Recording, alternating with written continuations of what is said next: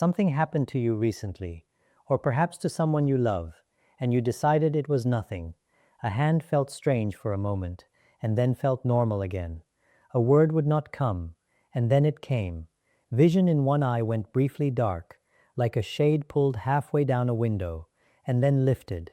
And because it passed, because everything returned to the way it was supposed to be, nobody said anything. Nobody picked up the telephone. Nobody went to the hospital. And that silence, that calm, reasonable, completely understandable silence, is the most dangerous thing I will speak to you about today. I am Dr. Hiroshi Nakamura, a specialist in internal medicine and geriatric health, and I have spent more than 30 years sitting across from older adults in quiet rooms, listening to them describe exactly these moments. In those 30 years, I have learned something that I need you to understand before this conversation goes any further. The patients who suffered the most were rarely the ones who ignored obvious pain. They were the ones who received a warning so brief, so gentle, so quick to disappear, that they never recognized it as a warning at all. They were not careless people. They were intelligent, careful, often the most disciplined patients I had. But the human mind has a deep and natural instinct, and that instinct is this. When a symptom disappears, we conclude that the problem disappeared with it. In the case of what I am about to describe to you, that conclusion can cost a person the use of their own body. This is not a video designed to frighten you. I do not work that way, and I never have. This is a video designed to give you something that is genuinely rare in medicine. It is designed to give you a second chance, one that most people never even know they have been offered. I want to begin by explaining something that even careful, health-conscious people almost never fully understand. It is the way the brain sends a signal when it is in trouble. Your brain is the most fiercely protected organ in your entire body. It sits inside a shell of bone. It is wrapped in layers of protective membrane. It has its own dedicated blood supply, and your body will sacrifice the comfort of nearly every other organ to keep that supply flowing. Because of this protection, the brain does not behave the way the rest of your body does when something goes wrong. When you twist your ankle, it hurts. When you strain your back, it hurts. The pain is loud, immediate, and impossible to ignore. But the brain does not have pain receptors in the way your joints and muscles do. When blood flow to a region of the brain is interrupted, the brain does not send pain.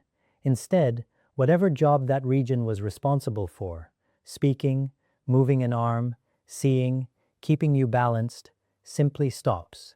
It goes quiet. For 60 seconds, for 2 minutes, sometimes for as long as 15 or 20 minutes. And then, if the blood flow returns, that function comes back to life, and the person standing in their kitchen or sitting in their favorite chair thinks to themselves, "That was strange. I must be getting tired. I must be getting old." What I have just described has a precise medical name. It is called a transient ischemic attack. Many people know it by its more common name, a mini-stroke. I want you to hold two of those words in your mind very carefully, because everything important is contained inside them. The word ischemic means that the tissue was starved of blood flow. The word transient means that it was temporary. And here is where the danger hides, in the gap between what those words actually mean and what people believe they mean. Temporary does not mean resolved. Temporary does not mean repaired. Temporary means only that the brain found a way to survive that particular moment. It means a clot shifted slightly, or an artery in spasm relaxed, or a backup route for blood opened just in time. It does not mean that the cause has gone anywhere. The narrowed artery is still narrowed.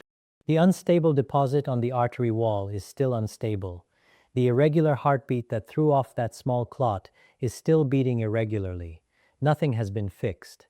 The brain has simply bought you a small and precious amount of time. And I want to give you a number, because numbers, when they are real, deserve to be heard plainly.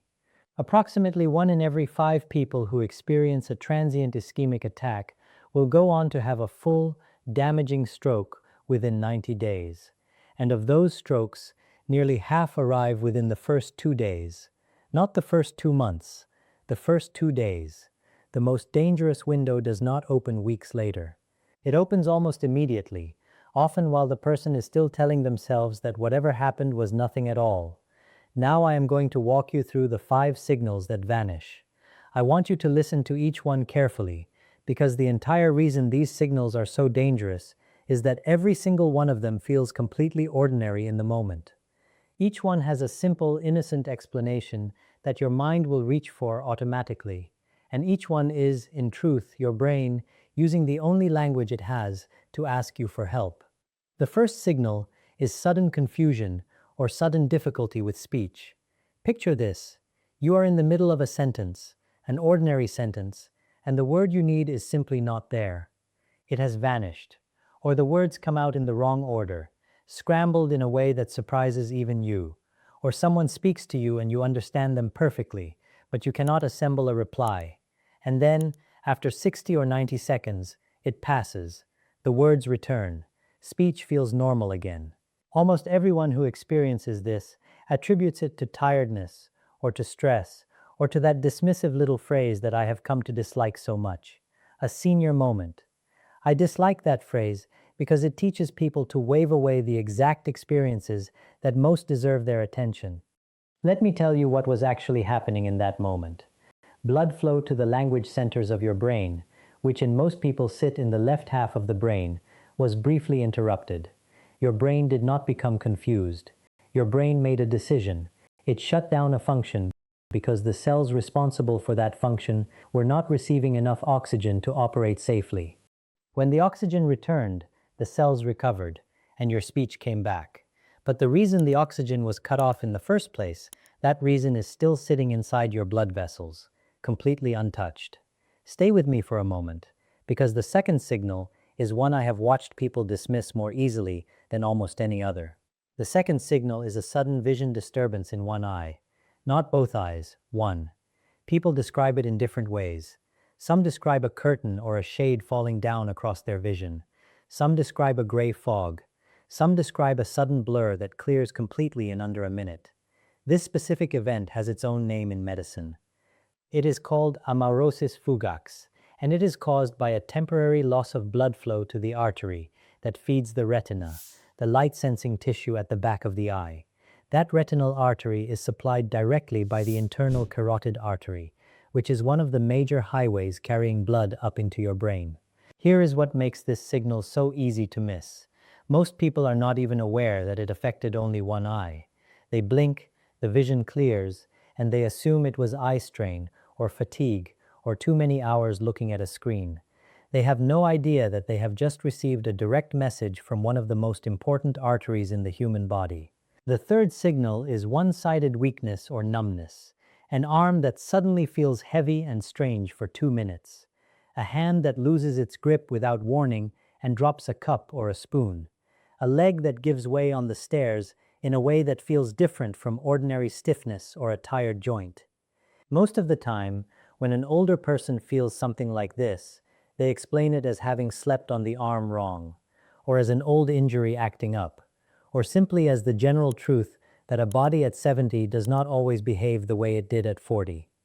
And I want to be honest with you, because honesty is the only thing that makes a doctor worth listening to.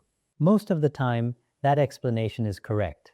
Most aches and stiffnesses are exactly what they appear to be. But when this kind of episode appears suddenly, without any clear reason, when it passes within a few minutes, and when it affects only one side of the body, it carries a completely different weight, and it must not be ignored. The fourth signal is a sudden severe headache that is unlike any headache you have ever felt before. I want to be very precise here, because I do not want you to walk away from this video frightened of every ordinary headache. Headaches are common. The vast majority of them are not dangerous. What I am describing is something different. I am describing a headache that arrives with no warning at all, that reaches its full and frightening intensity within seconds or a minute, and that feels wrong in a way that is hard to put into words. Not simply worse than your usual headache, but different in character. When a headache like that appears, especially if it appears alongside any of the other signals I am describing, it deserves to be taken with complete seriousness. I want you to pay attention here, because the fifth signal is the one most likely to be brushed aside entirely. The fifth signal is a sudden loss of coordination or balance. A brief wave of dizziness that passes, a moment of stumbling, while walking across a room you have crossed 10,000 times. A sense that the floor moved, or that your own legs did not quite obey. These moments are explained away more easily than any of the others. People blame the inner ear. They blame dehydration. They blame a blood pressure pill, or the heat, or simply the act of standing up too quickly. But there is a part of your brain called the cerebellum, sitting low at the back of the skull, that is responsible for balance and for smooth, coordinated movement. It has its own blood supply, and when that supply is briefly interrupted, the person feels exactly this: a sudden, fleeting loss of steadiness that resolves on its own and is forgotten by the afternoon. None of these 5 signals is rare. Every one of them is common, and every one of them is routinely, almost universally dismissed. That is precisely what I am trying to change in the next several minutes. I want to tell you about a patient now, because I think his story will stay with you longer than any list of symptoms ever could. I remember a man named Kenji. He was 71 years old when I first met him, although by then it was already too late for the conversation I wish I could have had with him earlier. Kenji was a retired engineer. He was precise by nature, the kind of man who measured twice and cut once, who kept his tools in perfect order, who did not believe in fuss or exaggeration. He was also private. He was the kind of man who would not make a telephone call to a doctor unless he was absolutely certain it was necessary, because he did not like to trouble anyone, and he did not like to be the cause of worry. 3 days before everything changed, Kenji was sitting at his kitchen table in the morning, reading, with a cup of coffee beside him. His right hand, the hand he had used for everything his entire life, stopped cooperating. For about 2 minutes, he could see his hand resting on the table. He knew it was his hand, but the signal from his brain to that hand was not arriving properly. He reached for his coffee cup and found that his fingers would not close around it the way they should. And then, slowly, the feeling returned. The strength came back. He flexed his fingers a few times, picked up the cup successfully, and returned to his reading. He did not tell his wife. He did not call me. He explained the whole thing to himself in a single quiet sentence. That is what happens when you sit too long in one position. And then he let it go. 3 days later, his wife found him on the kitchen floor. The stroke that struck him that morning was a full ischemic stroke, a complete and lasting blockage of blood flow to a large region of his brain. When the hospital team examined him and asked careful questions, his wife mentioned the episode at the table 3 days before, the one with his hand, and the neurologist looked at Kenji and said the words that I have heard repeated in different forms far too many times in my career.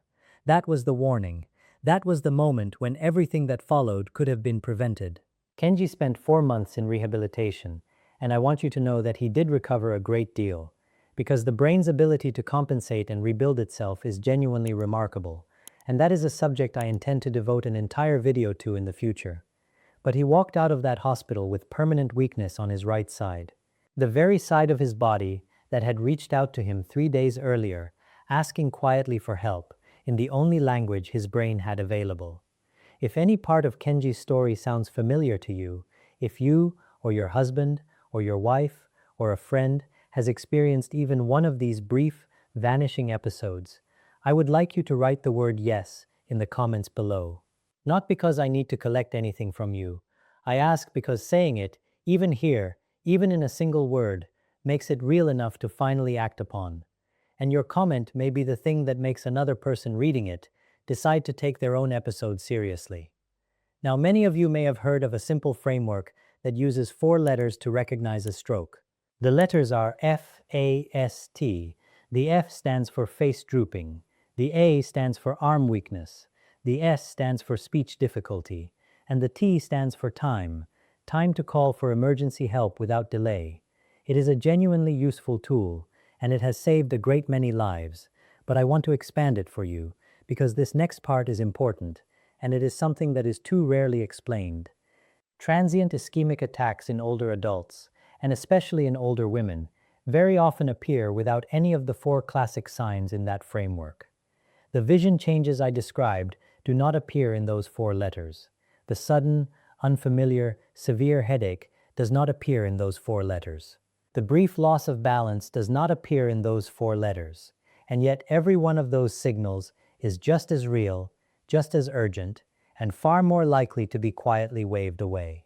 So I want you to remember the four letters, but I also want you to remember that they are not the whole picture. The brain has more than four ways of asking for help. If any signal I have described today appears, even for 60 seconds, even if it fully and completely resolves, even if you feel entirely normal afterward, and a little foolish for worrying, the correct response is exactly the same. You seek medical evaluation that same day, not tomorrow morning, not at your next scheduled appointment in 3 weeks, the same day. I want to explain why that timing matters so precisely, because I know that going to the hospital for a symptom that has already disappeared feels deeply unnatural. The symptom is gone. You feel fine. The waiting room is long and tiring. It seems like an overreaction. I understand that instinct completely, and I want to speak to it directly. There is a window. When brain imaging and a vascular assessment are performed within 24 hours of a transient ischemic attack, doctors can often identify the underlying cause. They can find the unstable deposit narrowing a carotid artery in your neck. They can find the irregular heart rhythm that has been quietly producing small clots. They can find the small vessel disease deep in the brain, and once the cause is found, the treatment that begins inside that window can dramatically reduce the chance of the full stroke that would otherwise be coming. This is the intersection of biology and time. This is the difference between a warning that was received and a warning that was wasted. So let me be very clear and very practical with you. You are not going to the hospital because you feel unwell. You will feel perfectly well. You are going because something happened that your own body's recovery systems hid from you, and there are trained people with the right tools who can find what you cannot feel. And when you go, the way you describe it matters. Do not soften it. Do not walk in and say that you had a funny little turn this morning. Say it plainly. Say, I had sudden weakness in my right arm that lasted about 2 minutes and then went away completely, and I need to know whether I should be evaluated for a transient ischemic attack today. Use those words. Be precise. The way Kenji was precise about everything except the one thing that mattered most. If cost or access to care is a real barrier for you, and I know that for many of you it is, then at the very least, telephone your doctor that same day. Describe exactly what happened, when it started, how long it lasted, which part of your body or which sense was affected, and ask directly whether you need to be seen urgently. Use the word urgently. Do not let it be softened on the other end of the line either. I want to add one more connection here. For those of you who have been following the conversations on this channel about memory and thinking and the changes that can come with age. Some of what gets described as early dementia, the occasional confusion, the moment of disorientation, the brief mental lapse that comes and goes, can in certain cases be the slow, accumulating result of many small, undetected vascular events occurring over months and years. I am not telling you that all memory change is vascular. It is not. But I am telling you that the health of your blood vessels and the health of your thinking are far more deeply connected than most people realize, and protecting one helps protect the other. The brain that guards its own blood supply is also guarding its own clarity. These are not two separate conversations. They are one. I want to bring the tone down now, gently, because I do not want you to carry fear away from this conversation. Fear is not useful. Information is useful. Calm, clear, well-timed action is useful. The human body, even in its 70s and 80s, has a remarkable capacity to respond when it is given the right conditions and, just as importantly, the right timing. What I have described to you today is a warning system. It is imperfect, it is brief, it is easy to miss, but it is real, and it is genuinely on your side. The brain does not send many signals of this particular kind. When it does send one, the correct answer is not relief that the symptom passed. The correct answer is purposeful, unhurried action. You are not powerless here. I want you to hear that clearly. The person who recognizes one of these brief episodes, who goes that very same day, who describes exactly what happened in plain words, who allows a clinical team to search for and treat the underlying cause, that person walks a genuinely different path than the person who waits and hopes. I have watched both paths unfold across more than 30 years. The difference between them is almost never luck. The difference is information, and what a person chooses to do with it in the hours that follow. If this conversation was useful to you, I would ask you to subscribe to this channel. I create this content specifically for adults over 60 who deserve to have real clinical information explained clearly, accurately, and with the respect that a serious conversation deserves. Please leave a like on this video because it genuinely helps this information reach more of the people who need it. And please share it with someone you care about who is at the age where this warning matters. A husband, a wife, a brother, a friend who lives alone. You may be doing something for them that no one else in their life is currently in a position to do. And I want to leave you with one last thought. Kenji, the patient I told you about, said something to me during his recovery that I have never forgotten. He told me that he wished someone had simply explained to him, before that quiet morning at the kitchen table, that a brief and vanishing symptom is not evidence of safety. It is evidence of time. He had been given the time. He simply did not know that he was holding it. Now you know. And knowing, in this case, changes everything. I am Dr. Hiroshi Nakamura. I will see you in the next one.